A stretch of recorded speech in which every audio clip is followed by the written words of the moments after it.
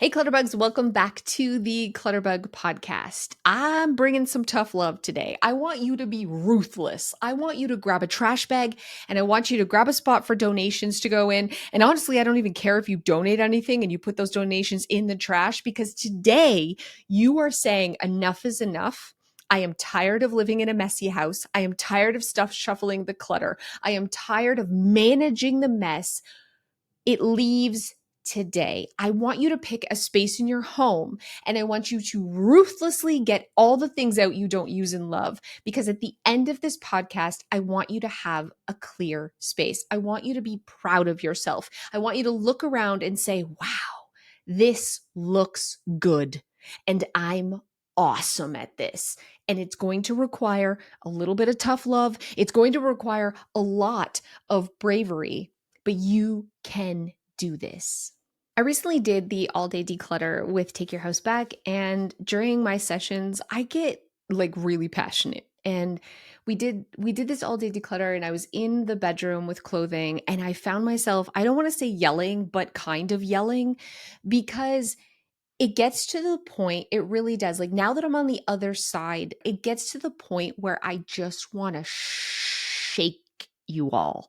Do you know what I'm saying? Because I get to experience life without the roadblocks, without the friction. I get to see how much extra time I have, how much happier I am. And I want that so freaking badly. Like it's such a night and day transformation that when somebody says, oh, I know these jeans don't fit me and they make my muffin top look, but maybe like if I, and I'm just like, what are you doing?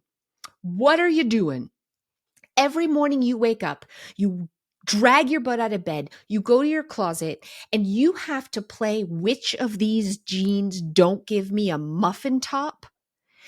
Not only are you stealing minutes of your life, which that's a day, which add up to hours, which add up to days, which add up to years, which add up to your entire life. Not only are you stealing the most precious thing on the planet that you have, which is your time, but also you're allowing your closet to call you fat and tell you you have a muffin top. I'm saying this because this is me, okay? This is me.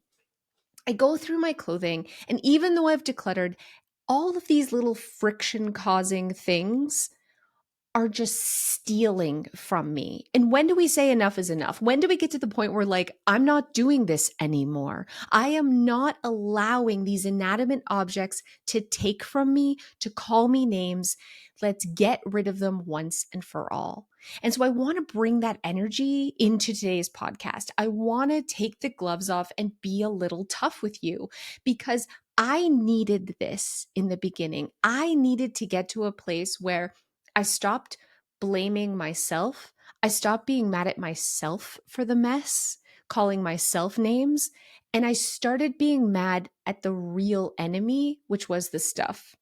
I started placing the blame where it belonged, and that is on all the junk that not only is stealing my space, but it's stealing my time, and most importantly, it's stealing my self-love and self-worth with all the nasty things it's saying. Because every time you look at a pile of clutter, you are telling yourself that I need to get to that. Why are you so lazy? Why is that here? Every time you look at clothes that don't fit you, you're saying, why am I not working out? Why did I eat that extra cookie? Every time you look at a space that feels like chaos, what it's really saying to you, what you're saying to yourself is, I'm not good enough and I don't deserve a clean home. And I say, what if you change the narrative? What if you get mad at the squatters? You left your front door open and a bunch of random squatters moved in. And what are you doing? You're offering them beverages. They're random people just laying all up on your furniture, curled up on a floor on the corner in your living room. You got them stacked on your kitchen counter. And you're like, excuse me, do you need a snack? No, you need an eviction notice. Enough is enough. Your crap has to go. It is mean. It is a toxic bully. And it's ridiculous that you are allowing it to stay in your home because you feel bad you don't want to hurt its feelings, or you feel bad that you should or could or someday use it. Take Your House Back is a course that I run with Dawn from The Minimal Mom and Dana from A Slob Comes Clean. And we've been doing it now for, I think, like 5 years. The three of us came together because we were all slobs and we all found our path to a clutter-free, organized space.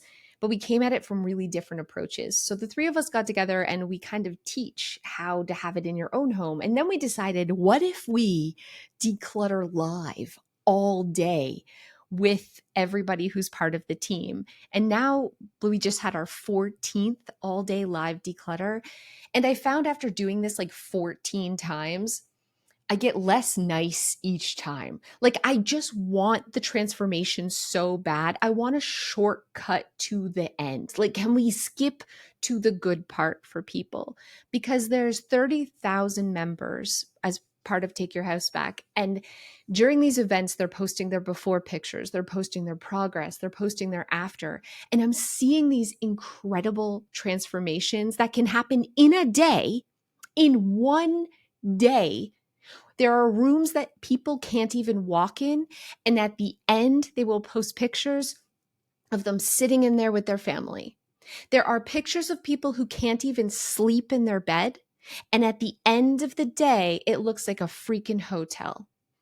I see this and I know it's possible, but I also see the pictures of people who spent all day and have 3 things gone, right? We have to be tough. We have to be ruthless, and we have to make that mindset shift of, today's the day I say no more. So I do an hour, and then Dawn does an hour, and then Dana does an hour, and then we do an hour with the three of us together, and then we rotate back. So I'll do 2 hours of coaching and then 2 hours with Dana and I. So 4 hours total. And the whole time that's running, we also have this Zoom meeting that's open for body doubling while people are also decluttering all day as an entire community of 30,000 of us all at the same time. And it's motivating because I declutter the whole day too, whether I'm live or I'm watching Dawn and I'm watching Dana.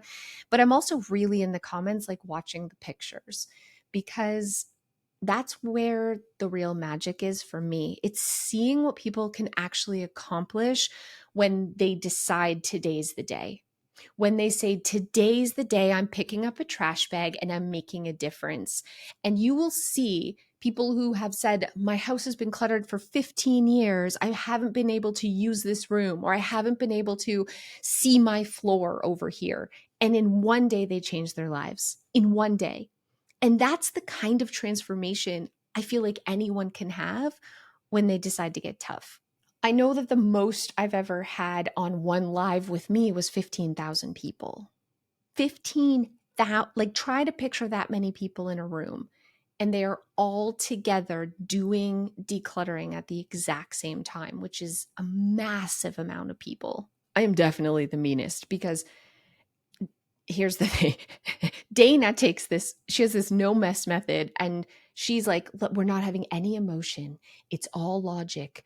We're taking stuff where it is now, and we're removing things to make room, and we're not dealing with anything stressful. We're just logic. And Dawn is like, it's your season and you love yourself and give yourself grace. And I'm like, then it's my turn. And I'm like, what are you doing? This is ridiculous. You hate your bedroom. You're sleeping. Some people, I mean, I used to do this, so I can't even, I'm not judging.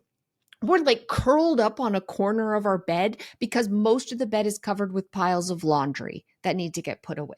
Like, this is redonkulous. Why? Because all of that clothing doesn't fit in the closet. Also redonkulous. So it's like, when does it get to the point where you're just like tired of living like this and it's time to make a change? Where does it get to the point where you can say, tomorrow I'm going to wake up to a clean bedroom? And that can happen faster than you think when you are brave and strong enough to say, I'm not letting this stuff that isn't earning its place be in my home any longer, period. I'm filling bags, I'm filling boxes, I'm trusting my gut, and I'm getting it the heck out. And some people don't want to hear that. Some people don't want to hear that, and they're not ready. But if you are, maybe it is this tough love approach you need. I needed a tough love approach. I spent so long wringing my hands. I spent so long with a messy house. Everything I would touch, I would say like, "Oh, but I'm not sure. Like maybe I'll use this, or maybe my mother-in-law will be upset if I let it go, and I don't want to make a mistake, and it was expensive. What if I have to buy it again? Oh my gosh." And here I am giving so much power to every object that I haven't used and I don't even like. I'm giving my time, I'm giving it the space. I had to get mad. I had to get really freaking angry, not at myself, but at the stuff, and for it just existing in the first place. And when I was able to transfer that anger at where it actually belonged and get mad at the stuff, it was a lot easier to get rid of it because I saw it as a squatter. I saw it as a thief of my joy. And it was very easy to then just get rid of it forever. I just like literally 10 minutes ago got off a virtual call. I'm helping a client and she's doing a great job, but she has so much to get through. And she also has so much identity clutter, whether it's crafting, she loves bags, she had so many. And everything I could see the hesitation. She picked up this bag and she was like, "It's homemade and it's from Nepal and it was a gift and it's homemade." And I know her brain is saying, "This probably took 20 hours to make." And she's seeing the love poured into it. And she's seeing, all of this pressure. But when I said to her, "Do you like it?" "Not really." "Do you love it?" "No." "What would you wear this with?" There was these cracks. There was these cracks through the guilt and the shame to the real root, which is that item is not earning its space. That item is not worthy of a place in her home because she doesn't use it, and she doesn't, it doesn't matter who made it. Holy it doesn't matter if you don't love it. And then she was able to say, "Yeah, actually this can go." And I think sometimes we do need that push. I think sometimes we do need to have that bit of tough love to get through the shame, the guilt, the pressure, the obligation, the what if, all that narrative that society tells us and our parents of like, we don't waste, we have to reuse, keep things that are spent. You know what I mean? There's so much pressure to keep. Sometimes we need to push back and push back hard to break through to the simple solution, which is like, do you love it or not? And if the answer is no, what the heck is it doing in your house? The holidays are coming up. I feel like the holidays amplifies the pressure because it comes with, the sentimentality and the traditions and the gifts. There's like so much excess, right? It's not just the Christmas decorations, which is a ton. It is the wrapping paper. It is the old gifts that we've received. It is the things we now buy to give to other people. And we think about the tradition aspect too. Like, are we supposed to bake cookies with the kids? There's just so much pressure. Do we need new cookie cutters? Do we know where our old ones are? Oh my goodness, all of it is so freaking stressful. And what's crazy is this is supposed to be the most magical time of the year. And if you speak to most women and ask them what is the most stressful time of year, they will say the holidays. We have this like crazy love-hate relationship with this time of year, and the hate comes from the excess. The hate comes from the pressure. The hate comes from the guilt and shame. And we really don't need any of that if we just got a little tougher. If we put boundaries on our time and on our home and in ourselves and said, no, no more. Boundaries are more than just like, I put boundaries on my space by saying I'm not allowing things into my home, even if it's a gift, if I don't love it and I won't use it.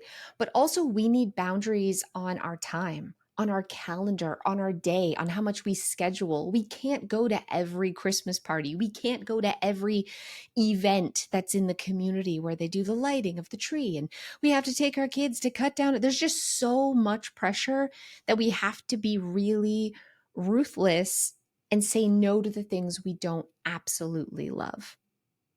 And there's guilt. I don't want to hurt people's feelings. And I don't want to, all of that. We need to just say, that's not priority. The priority is myself and the things that I love.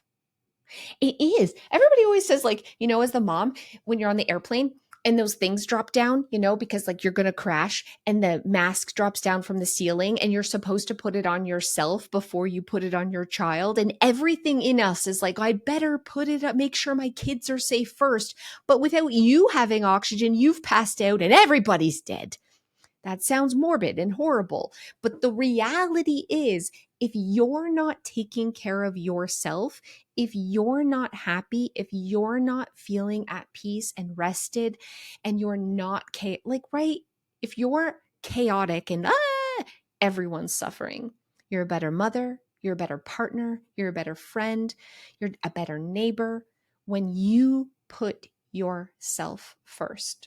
A few years ago, 5 years ago now, I created this holiday home challenge. It's totally free. I'll put a link in the description below, but you can go to clutterbug.com/holiday home and also download it. It's a workbook that walks you through step by step different spaces, and it allows you to start like today with getting ready like for guests and cleaning out the pantry, like these small little things that we always procrastinate till right before the holidays. And then we're in this horrible rushed state.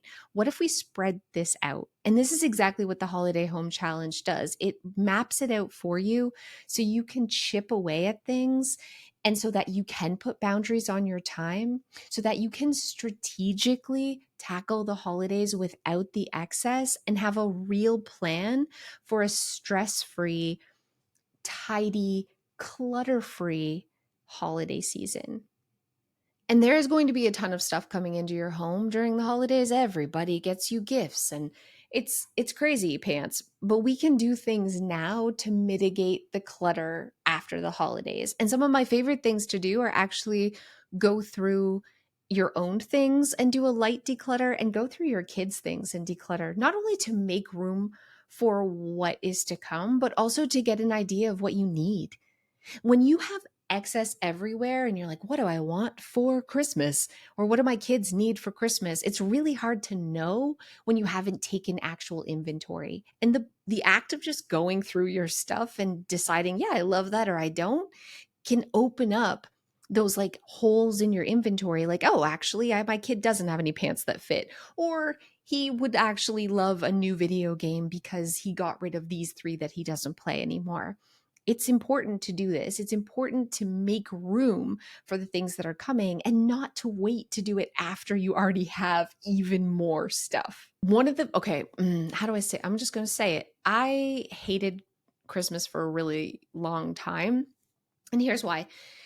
I have divorced parents, and this sounds awful, but all my parents' were alive. So I had, and Joe's parents, and then Joe's parents' were all alive. So we had like 8 Christmas parties that were just family every year. There's 4 weekends in December. And all of them wanted it like the weekend before Christmas. Okay. So then everyone's inviting us. There were years where we would go to 3 to 4 Christmas parties in a day. And it was literally just rushing from place to place. And I was panicking the whole time. The whole time I'm at one Christmas party with like Joe's grandma, my mom's texting me, when are you guys getting here? We're waiting to do. I'm like thinking about having to go to the next party. I didn't enjoy any of it. And then we would literally have to take 2 trips to take everything back to our house because our van was so full of all the gifts people would buy. It was a nightmare. Okay. The holidays had turned into this gross nightmare of pressure and clutter and just guilt and shame. So I had to get to the point where I said no. We're not. And guess what? The hardest no was the fact that Joe's mom said to me, I always want to do Christmas morning with my kids no matter what. I want my kids to wake up in my home Christmas Eve and Christmas morning. So I had Isabel and I would sleep at her house. And then I had a second baby, and here I am lugging all Santa's gifts. Santa came to Joe's mother's house, plus all the other, and I'm sleeping on the freaking floor. And then one year, my daughter Abby had the flu. She's throwing up all over me all night, and I'm getting up, putting a smile on my face at somebody else's freaking house doing Christmas morning. And I started screaming like a mad woman. I'm not doing this anymore. I want to be in my own home. And here's the thing. I was thinking this the whole time. I just wasn't brave enough to say it like a human being in a calm way. I was people pleasing until I hit the point where I just lost my crap and looked like a lunatic. And after that, I have boundaries. I do not go anywhere on Christmas Day. I sleep in my own bed Christmas Eve. Sorry, Joe's mom. Sucks to suck. I am a mother. I make the decisions for my own children. And guess what? She comes to our house and she goes and she travels, and that's what she likes to do. But it's okay to put yourself and your own happiness first. And I think more than anything, I model this now to my children because I don't want them to ever feel that pressure too. I want them to be able to stand up for themselves and say, I don't want to do this. I don't want to go to that party. Guess what? Just because I invite you to come to my house for a party, I might not want you to come. Okay, this might just be an obligation. We are all just trying to people please each other when really we all just want to order Chinese food and stay home. Okay, so let's be honest. Let's have boundaries and let's not feel bad for having them. It isn't mean, it isn't rude. It is the real way to have a happy, fulfilled holiday. I'm spiraling right now and I apologize. We're talking about the holidays. It's not even Halloween yet. We have a few more days until Halloween, but I feel like if we see the decorations in the stores while there's still pumpkins and skeletons, we see Christmas decorations, it's okay to get a jump start on the planning and the talking. But yeah, we still do have to also talk about Halloween. It's just one thing after another. And then in the US, you guys have Thanksgiving coming up. This is a bonkers time of the year. There is so much packed into such a short amount of time that we have to be strategic. We have to have a plan and we have to be proactive instead of being reactive. That is our normal state, right? We react. We react to the clutter. We react to like the drama and the chaos that comes up. What if we can be proactive and like stop it before it starts? I want to share some proactive things that you can do to like get a handle on it. But since it is just a couple of days to Halloween, let's talk about some ghosts and ghouls we may encounter while we're taking action on your stuff, while you're decluttering, because there is like, I mean, I'm being cheesy and tying it in, but decluttering can unearth some scary, spooky, horror-y things like coming across those ghosts of money long wasted. The ghost of like, I shouldn't have, ooh, I found that protein powder that I spent 60 freaking dollars on. I cracked it. I tasted it. It tasted like absolute butthole. And yet I left it in my cupboard because $65. Right? That is a ghost haunting you. Every time you see it, it's haunting you. It's haunting you. It's like the ghost of $65 from the past. What if we exorcised those demons and ghosts? What if we said enough is enough? It's leaving. And I'm not just talking about the wasted money. I'm talking about the things that are bullies too. Those like, those nasty, horrible cheerleaders from your high school. They're ghosts dressed as cheerleaders telling you you're not good enough, that you have a muffin top, and that your bat wings look extra bat wingy in that shirt. Why are we keeping things that make us feel bad about ourselves? Ridiculous. We're Ghostbusters up in here. Let's zap it. It's all Slimer. It's leaving. We're getting tough. I'm getting a little off with the ghost things, but it's all the toxic, nasty feelings of guilt, shame. I should keep it. This was sentimental. My Uncle Bob, my Uncle Fester gave it to me. I don't actually like it, but I don't want to hurt his feelings. Boundaries. It's okay to say no. It's okay to say no about things coming into your home. It's okay to say no about things that have been in your home for 20 years. It's okay to say no, you're leaving because I deserve better. And you do deserve better. And you're not going to organize your way out of a messy house. It's just not happening. You have too much stuff. Your things will never fit in the house you have today.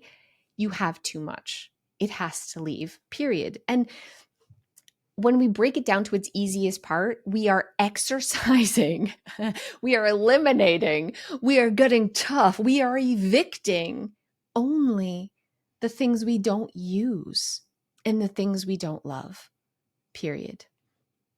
Every year on Halloween, we go to our friend's house. We have a costume family costume party. So I have to find a theme costume where everyone in my family, like, we're all the same theme. I go overboard, okay? I go overboard. Joe gives me a budget. I spend every last freaking dime of it. And this year, Milo gets to pick the theme. So he wants to go to Spirit Halloween, whatever he wants to wear with trick or treating with his friends. We're going to base our family costume around that. Last year, we were ghosts. It was bad. I was very tired. I was horrible in the firefighting. But the year before that, we were like Beetlejuice. It's such a joy. It's such like a bright spot in my day. And I'm really passionate about Halloween, like a giant freaking nerd about Halloween. But that also leads to clutter. I have 5 totes filled with costumes that I definitely should declutter because I'm certainly not wearing the same family costume 2 years in a row, right? I need to get tough on myself too. So here I am, like, you need to I also need to declutter and let things go. Let's do it together. Let's say enough is enough. We're going to make our life easier and we can still enjoy the things that we love, like Halloween or hosting Thanksgiving or having a big, wonderful Christmas, but we can eliminate the parts of it that aren't serving us. I want to take a second to thank today's podcast sponsor, Cozy Earth. Years ago, I switched to Cozy Earth bamboo sheets, and honestly, there's no looking back. I say this over and over again, but it feels like luxury when I climb into bed at the end of a long day. They're so soft, and no matter how many times I wash them, they're still just like the day that I got them. I also love that they're temperature regulating, so I stay cool. I never feel overheated, even when I pile on the duvet. Absolute gorgeous. But then I've tried their pajamas and their hoodies, their bamboo clothing. All of it is incredible. I absolutely recommend. And if you want to give it a try, Cozy Earth has a 100-night sleep trial, so you can try them out. Their sheets, their bedding. If you don't love it, you can return it hassle-free. And they also come with a 10-year warranty.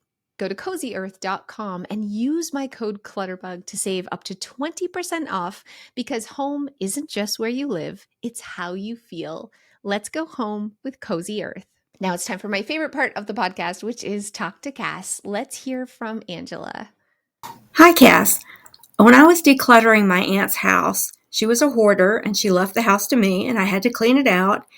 And I found a switchblade in the Christmas decorations, right there amongst the ornaments, a pearl handled switchblade. Weirdest thing. That is weird and also kind of cool. Was she like a ninja or a spy? You know, where they have to like hide weapons all throughout the house in case I don't know if that's just a movie. Like in case the bad guys break in, they're like, I'm decorating your tree and like, quick, oh, evil people, psh, get the switchblade. Probably not that. She probably just stuffed it in there and forgot about it. But we can imagine that she's a spy. Next, let's hear from Danny. Hi, Cass. My name is Danny, and I wanted to tell you a little bit about my story and how much you've helped me. Um, in March of 2024, I had a baby, and I had a really hard time with postpartum depression. And then in May of that same year, I lost my job. I was a teacher, and I lost my job along with a bunch of other people because of budget cuts. And my husband, who was subbing at the time, got a lot of his hours cut for the next year, so we wouldn't be able to live off of it. And um, after that, I started teaching piano lessons and I created my own business. I kept my own books and taxes and marketing and a bunch of other things I didn't really know how to do and hadn't really planned on doing so soon in my life. And um, it also took my husband over a year to find a new job that would support us, because, he's competing with all these other teachers that also had, the same background as him, because we live in a pretty small area and there was a lot of people that got let go. So that was kind of difficult for us. It was a hard year. But I found your channel earlier this year, earlier in 2025.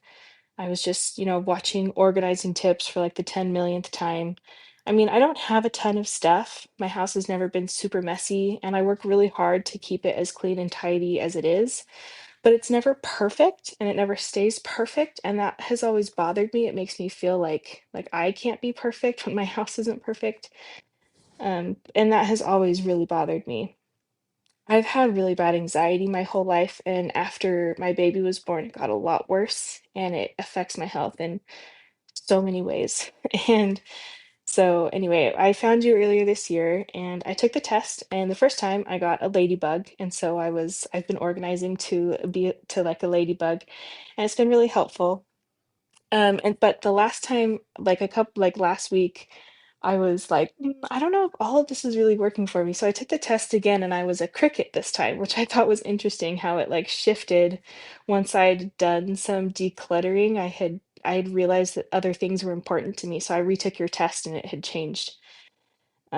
Yeah, so after watching your YouTube content, I started listening to your podcast, and I especially loved the one that you did with Courtney Carver. And I've been listening to her book, and it's been helping me so much with, especially with my anxiety.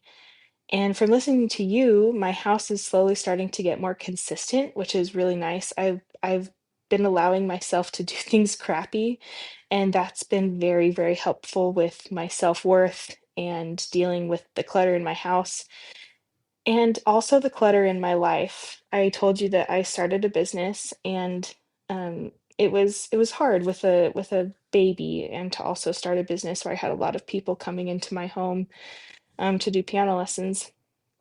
And I with doing all of my own things, I had to learn how to do taxes and I had to learn how to do all these things that, like I said, I'd never really planned on learning how to do. Um, so I just wanted to tell you that like you've helped me a lot with dealing with the clutter in my life.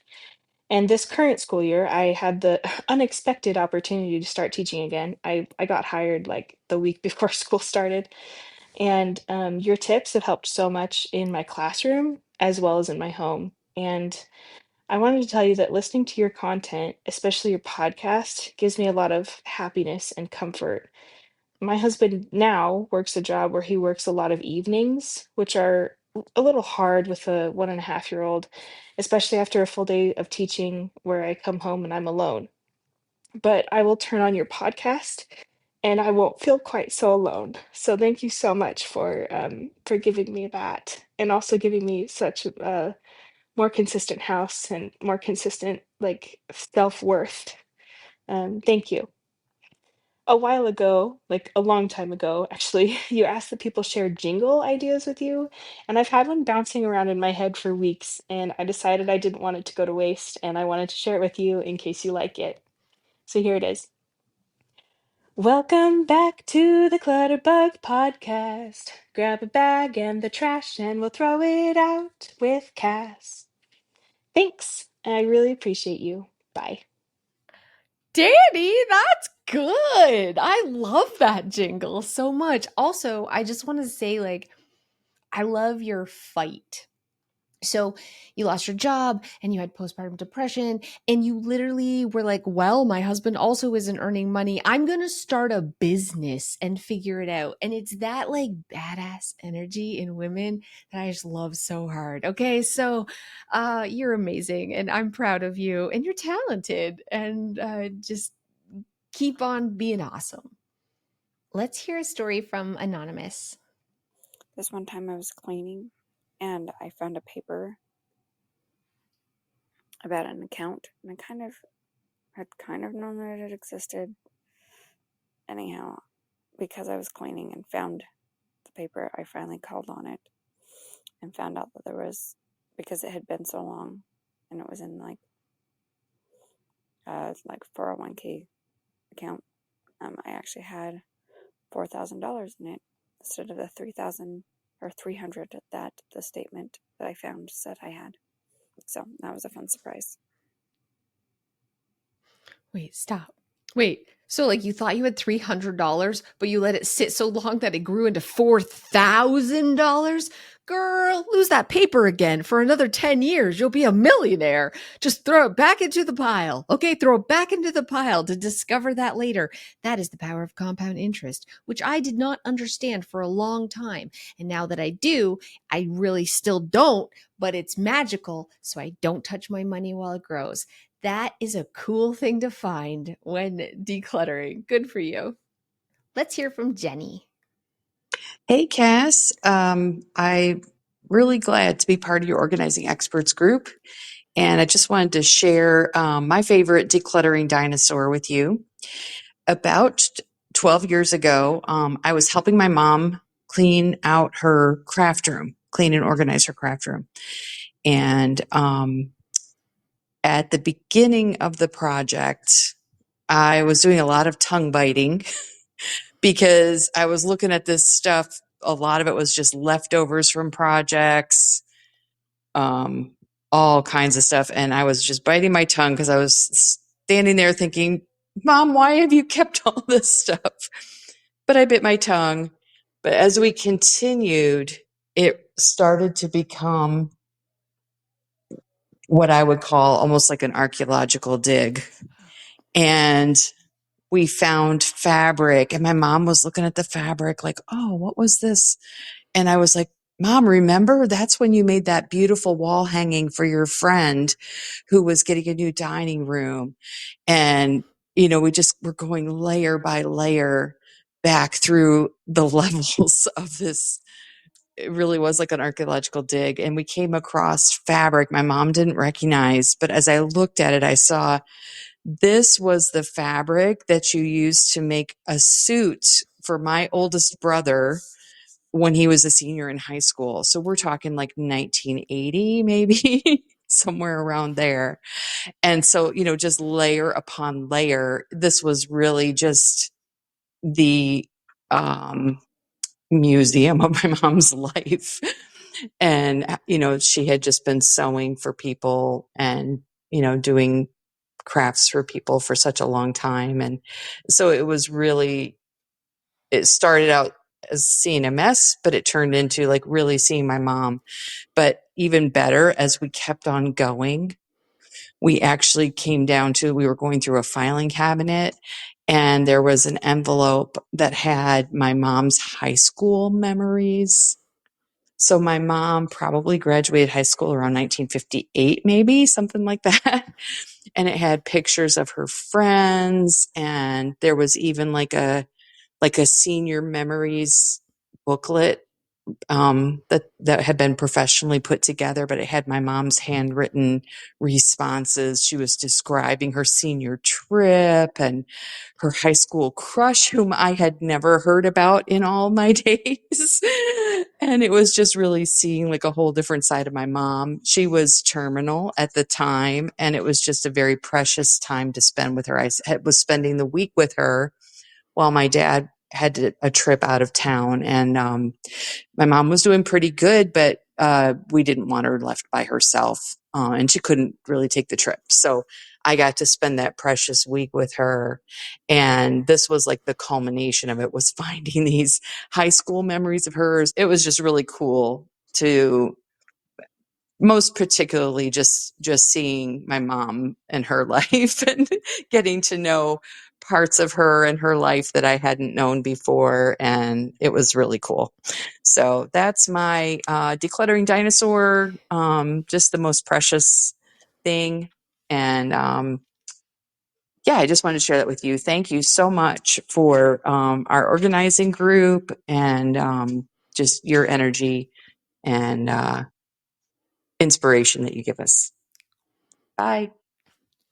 Thank you. I love that. This is my favorite part of decluttering is the stuff you find because we when we have like all this excess, we forget about the really good stuff that is mixed in with all the other stuff. Like, yeah, the fabric's cool, but under there was like this incredible incredible stuff about your mom that you didn't know. And if you hadn't gone through and decluttered and like went through your archie something, like you were not a paleontologist but the other one that does human stuff, that digs in dirt, if you weren't that you wouldn't have found those awesome memories. So I love that so hard. And I will say you're also brave because there are two people that if when I was working with clients, if they would call and they would tell me they were these things, I'd say sorry, I'm full. And the first is a crafter and the second is a teacher. If they're, I'm always like, what do you do for a living? If they say teacher, I'm sorry, I'm booked until 2047. And if they're a crafter, they get the same response because those two people want to keep everything forever. Crafters, especially sewers, oh, with the fabric, like they'll keep every scrap, every square because maybe they made curtains, but they kept the scrap for what? Nobody knows, but for something. Whew. Last but not least, we have Rachel. Hi, my name is Rachel, and I really enjoy your podcast. And I had a funny story. We moved in 2023, and I had this brand new cupboard that my brother built for me, and it's basically just for the appliances. And it started smelling something awful, but I didn't know what it was. And I took the air fryer out and I cleaned it, but every time I used the air fryer, it wasn't that. So I put baking soda in the cupboard and we're just busy getting settled in. So it was nearly 5 months later, January, when I decided, it's been long enough. I think I'm going to go ahead and make the sourdough bread again.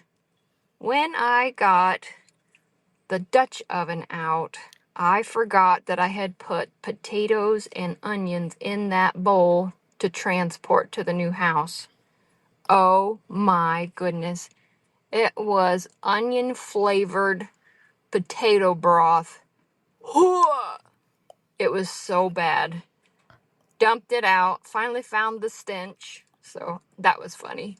But yeah, I really enjoyed your 5 love language series you just did.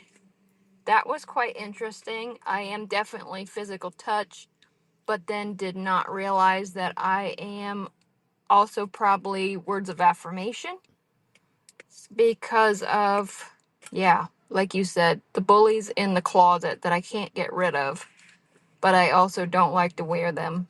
So thanks for that. I guess I will work on that. Is there any tips on how to quit beating myself up when I do make mistakes? Yeah, that's my question. So, yeah, it does make me feel really good when I get it right, but then I didn't realize I was beating myself up. So, yeah, well, have a good day. Thanks. Rachel, if you don't like the clothes in your closet, you grab a trash bag right now and you go to your closet and you pick up those clothing and you say, you nasty bitch, you call me names, and you throw it right in the bag. There's no making a mistake. There is no mistake. You can't do decluttering wrong. And even if, because you're at war, there's a couple casualties, and maybe you're like, actually, I do want to wear a shirt that makes me feel terrible about myself. That will never happen. Okay, Rachel. But if in some way you can just go to the thrift store and buy another shirt that makes you feel terrible about yourself. So there's no mistakes here, okay? There isn't. The only mistake is allowing this stuff to stay in your home. What are you doing, you queen? Fix that crown. Stand up for yourself. Grab a bag. Why are we hemming and hawing over this? No more. It's leaving. Also, you washed out that Dutch oven. So you're a better human being than I am, because I would have just thrown the whole kit and caboodle in the trash because potatoes is rotting potatoes. Is there anything that smells worse? I'm not sure there is. I hope you're feeling proud of yourself. If you aren't quite feeling proud about yourself, go throw something in the garbage right now. Like, be a freaking warrior. Are you a warrior or are you a wuss? Warriors throw stuff out. They stand up for themselves. They have boundaries. And that means also on your closet, on your entranceway, on your whole entire life. It's time to be tough because you're amazing and you are the boss and you are the leader. So put on your cape and be your own hero. Okay, there. I love you guys. And I'll see you guys next time.